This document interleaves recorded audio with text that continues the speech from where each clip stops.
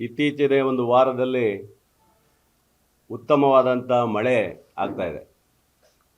ಸ್ವಲ್ಪ ನೆಮ್ಮದಿಯ ತರುವ ವಾತಾವರಣವನ್ನು ಮಲೆನಾಡು ಭಾಗದ ಜನರಿಗೆ ಇವತ್ತು ನಮಗೊಂದು ಆಶ್ಚರ್ಯವನ್ನು ಮಳೆ ಕೊಟ್ಟಿದೆ. ಈ ಸರಿ ಡ್ಯಾಮಲ್ಲಿ ನೀರಿಲ್ದೇ ನಮ್ಮ ಹಸಿರುಬಕ್ಕಿ ಇದರಲ್ಲಿ ಲಾಂಛೆ ನಿಂತೋಗಿದೆ. ಅಂದರೆ ಅಷ್ಟು ಕಮ್ಮಿಯಾಗಿತ್ತು, ನೀರು ಕಮ್ಮಿಯಾಗಿತ್ತು. ಹೋದ ವರ್ಷ ಈ ಟೈಮಲ್ಲಿ ಡ್ಯಾಮೇ ತುಂಬೋಗಿತ್ತು. ಬಹುಶಃ ಈ ಟೈಮಲ್ಲಿ ಡ್ಯಾಮ್ ಹತ್ತತ್ರ ತುಂಬೋಗಿತ್ತು, ಅಷ್ಟು ಮಳೆ ಆಗಿತ್ತು. ಈ ಸರಿ ಮಳೆ ಅಭಾವ ಇರೋದ್ರಿಂದ ಆದರೂ ಸಹ ಸ್ವಲ್ಪ ನೆಮ್ಮದಿಯ ವಾತಾವರಣವನ್ನು ಮಳೆ ಕೊಟ್ಟಿದೆ. ಆ ಭಗವಂತನಿಗೆ ನಾವು ಸ್ಮರಣೆ ಮಾಡಲೇಬೇಕಾಗತ್ತೆ ಇವತ್ತು. ಹಾಗಾಗಿ ಮಲೆನಾಡು ಒಂದೇ ಅಲ್ಲ, ಇಡೀ ರಾಜ್ಯದಲ್ಲೂ ಸಹ ಭಾಳಷ್ಟು ಜಿಲ್ಲೆಗಳಿಗೆ ಬರ ಬರುತ್ತೆ ಅಂತ ಹೇಳ್ತಾ ಇದ್ದಾರೆ. ಅದಾಗಬಾರ್ದು. ಭಗವಂತನ ದಯದಿಂದ ಕರ್ನಾಟಕದಲ್ಲಿ ಸಮೃದ್ಧವಾದಂಥ ಮಳೆ ಬರಲಿ ಅಂತ ಆ ದೇವರಲ್ಲಿ ನಾವು ಸಹ ಪ್ರಾರ್ಥನೆ ಮಾಡ್ರು. ಎರಡನೇದಾಗಿ ಇವತ್ತು ನಮ್ಮ ಬೇಸೂರು ಗ್ರಾಮದಲ್ಲಿ ನಿಮಗೆ ಗೊತ್ತಿದೆ, ವಿದ್ಯುತ್ ಅನುಸ್ಥಾವರ ಆಗುತ್ತಂತ ಹೇಳಿ ಏನು ಭಾಳ ರಾಜ್ಯ ಮತ್ತು ಜಿಲ್ಲೆಯಲ್ಲೆಲ್ಲ ಸುದ್ದಿ ಆಯಿತು.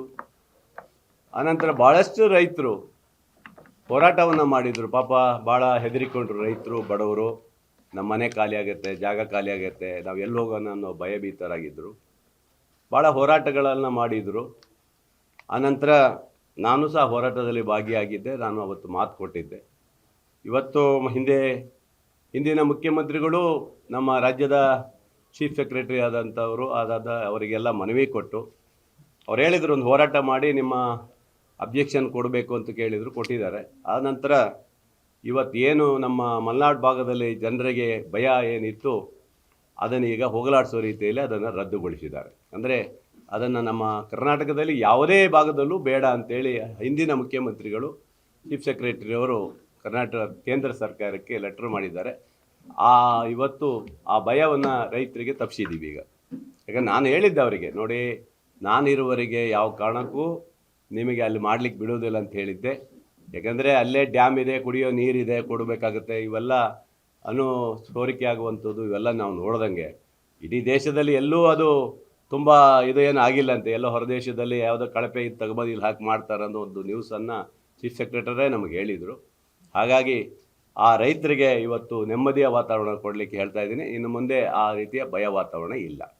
ಎರಡನೇದಾಗಿ ಮತ್ತೊಂದು ರಾಜ್ಯದಲ್ಲಿ ವಿದ್ಯುತ್ತು ಏನು ಇವತ್ತು ಖಾಸಗೀಕರಣ ಮಾಡ್ತಾರೆ ಅನ್ನೋದೇನು ಇತ್ತು, ನಮ್ಮಲ್ಲೂ ಸಹ ಬಂದ್ ಮಾಡಿ ರೈತರು ಮತ್ತು ಇತರರೆಲ್ಲ ಹೆದರ್ಕೊಂಡು ಹೋರಾಟ ಮಾಡಿದರು.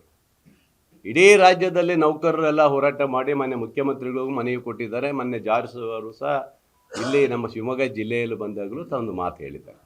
ನಾನು ಸಹ ಮಾನ್ಯ ಮುಖ್ಯಮಂತ್ರಿಗಳನ್ನು ಮಾತಾಡಿದೆ, ಹಾಗೆ ನಮ್ಮ ನಾಯಕರಾದ ಜಾರ್ಜ್ ಸಾಹೇಬ್ರ ಹತ್ರನೂ ಮಾತಾಡಿದ್ದೀನಿ. ಯಾಕಂದರೆ ವಿದ್ಯುತ್ನ ಖಾಸಗೀಕರಣ ಮಾಡಲಿಕ್ಕೆ ಒತ್ತಡವನ್ನು ಕೇಂದ್ರ ಸರ್ಕಾರ ಹಾಕ್ತಾಯಿದೆ. ಕೇಂದ್ರ ಸರ್ಕಾರ ಎರಡೂ ಅದೇ, ಅಣು ವಿದ್ಯುತ್ ಸ್ಥಾವರನೂ ಅವರೇ ಒತ್ತಡ ಹಾಕ್ತಾ ಇರೋದು.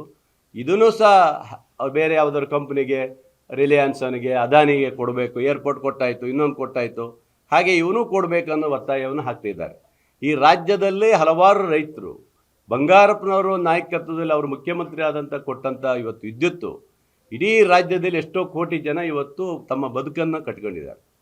ಅಂಥ ಇದನ್ನು ಇವತ್ತು ಖಾಸಗೀಕರಣ ಮಾಡಿದರೆ ಅವ್ರು ಬಂದ್ ಮಾಡ್ತಾರೆ. ಅವ್ರು ಯಾವುದಕ್ಕೂ ರೈತರಿಗೆ ಅದ್ಯಾವುದು ಕೊಡ್ಲಿಕ್ಕೆ ಹೋಗೋದಿಲ್ಲ. ಅದೆಲ್ಲ ಅವ್ರೇನಾದರೂ ಕರೆಂಟಾಗಿ ಬಿಲ್ ಇದಿದೆ, ಮೋಟ್ರ್ ಇದೆಯಾ, ಇದೆಯಾ, ಹಾಕೋ ಕೊಡುವಂಥ ಮಾತನ್ನು ಹೇಳ್ತಾರೆ. ಹಾಗಾಗಿ ಅದನ್ನೂ ಸಹ ಏನು ಮುಖ್ಯಮಂತ್ರಿಗಳು ಹೇಳಿದ್ದಾರೆ, ರಾಜ್ಯದ ವಿದ್ಯುತ್ ಸಚಿವರು ಸಹ ಹೇಳಿದ್ದಾರೆ. ಯಾವ ಕಾರಣಕ್ಕೂ ಸಹ ನಮ್ಮ ರಾಜ್ಯದಲ್ಲಿ ನಾವು ಖಾಸಗೀಕರಣಕ್ಕೆ ಮಾಡೋಕ್ಕೆ ಬಿಡಬಾರ್ದು ಅಂತಂದು ಸಹ ಹೇಳಿದ್ದಾರೆ. ನಾನು ಸಹ ಅಷ್ಟೇ ಖಡಕ್ಕಾಗಿ ಹೇಳಿದ್ದೀನಿ, ಯಾವ ಕಾರಣಕ್ಕೂ ಮಾಡಲಿಕ್ಕೆ ಬಿಡಬಾರ್ದು ಅಂತ. ಪಾಪ ರೈತರು ಹೋರಾಟ ಮಾಡೋದು ಸಹಜ ಬಿಡಿ. ಮೊನ್ನೆ ರೈತ ಸಂಘದವರು ಇತರರು ಸೇರಿ ತಮ್ಮ ಭೂಮಿ ಮತ್ತು ಇದಾಗ್ಬೋದು, ಕರೆಂಟ್ ಇಲ್ಲ ಅಂದರೆ ಏನು ಮಾಡೋದು ಅನ್ನೊಂದು ಪರಿಸ್ಥಿತಿಯಲ್ಲಿ ಹೋರಾಟ ಮಾಡೋದು ಸಹಜ ಇದೆ. ಅದನ್ನು ಮಾಡಿದ್ದಾರೆ.